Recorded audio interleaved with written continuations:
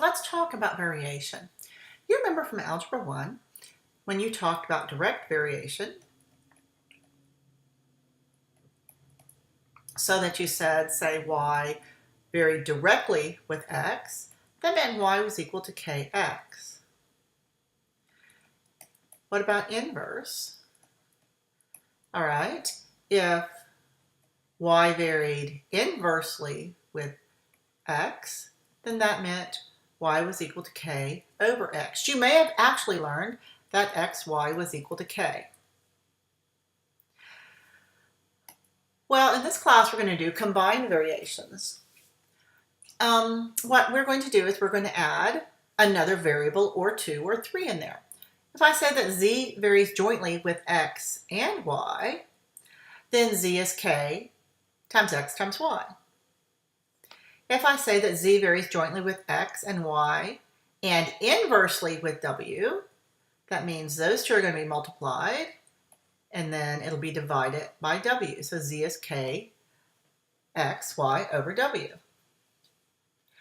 If I say z varies directly with x and inversely with the product w, y, then z is kx over wy. You see, I can do quite a number of these to you.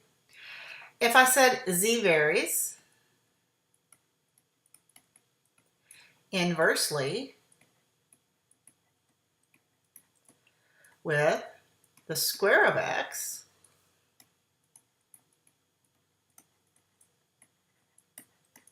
that means z is k inversely is over x squared. So let's look at our data here.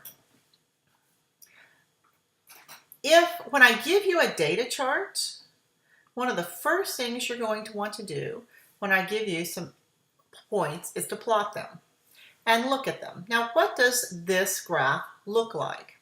Well, it looks like it's an inverse variation, doesn't it? If it is an inverse variation, then x times y, if y is k over x, then x times y has got to equal a constant. So make another column and just multiply these. 2 times 15 is 30. 4 times 7.5 is 30. 10 times 3 is 30. And 15 times 2 is 30. So these actually do have an inverse variation relationship.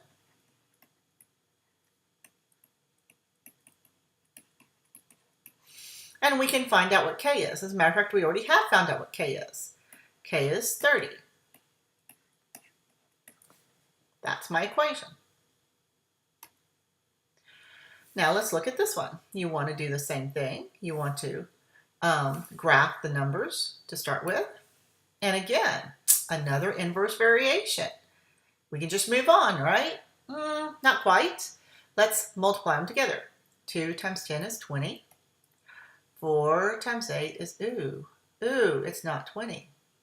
8 and 8 is 16, 32, 30, So as soon as two of these don't agree, you can say it's neither direct, N-E-I-T-H-E-R, direct nor indirect.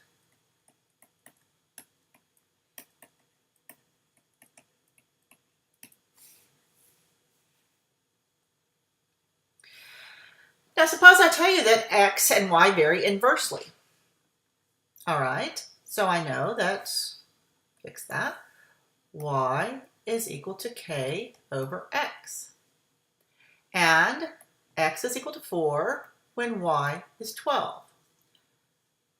The first thing you're going to need to do here is figure out what k is. To do that, I'm going to substitute these points in. 12 is equal to k divided by 4. So k is 12 times 4, or 48. You always want to rewrite your equation. Y is 48 over x. So what is y when x is 10? Well, y is going to be 48 divided by 10, or 4.8.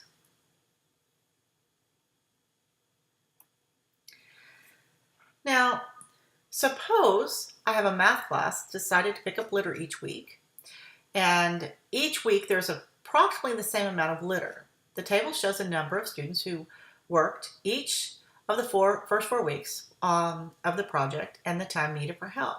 Let's see if this is an inverse variation relationship. All right, well, the first thing you always want to do is to graph them. And indeed, that looks like it's an inverse variation. So now what we're going to do is we're going to need to multiply these. Okay, let me get to my pen here. So 3 times 85 is 255. 5 times 51 is 225.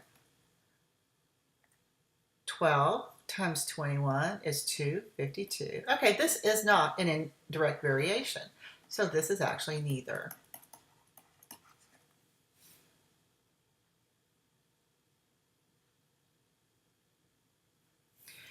Now, suppose the number of bags of grass seed N needed to reseed a yard varies directly, so N is equal to K, with the area A to be seeded, and inversely with the weight. All right, if it takes 2 3-pound bags, so in this case, N is 2, and 3 pounds is W, to seed an area A of 3,600 feet squared, how many 3-pound bags will seed 9,000 feet squared? Well, let's first figure out what K is. K is going to be N times W divided by A. So it's 2 times 3 divided by 3,600. So K is 6 divided by 3,600, which is 1 over 600. I'm just going to leave it like that. We want to know how many bags, so we're looking for N, will it take to seed an area of 9,000 feet squared? So N is equal to K, which is 1 over 600, A over W. Let me rewrite this as A divided by 600 W. So using what I've got, I want to know the number of bags to seed 9,000 feet. So this is going to be 9,000 divided by 600, and of course the weight of one bag is 3. Now, we can certainly start simplifying. This becomes 15. So my answer is 5. So my answer here is 5 bags.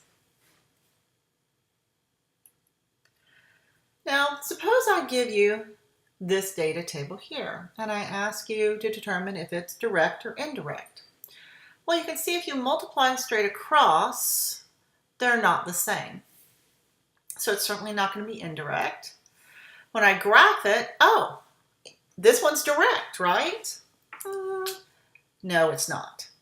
Let me show you why it's not. When you connect the points, you see I have it. This is a line of the equation. Y is mx plus b. There is a plus b. It does not go through the origin. So in this example, this is also neither direct nor inverse variation.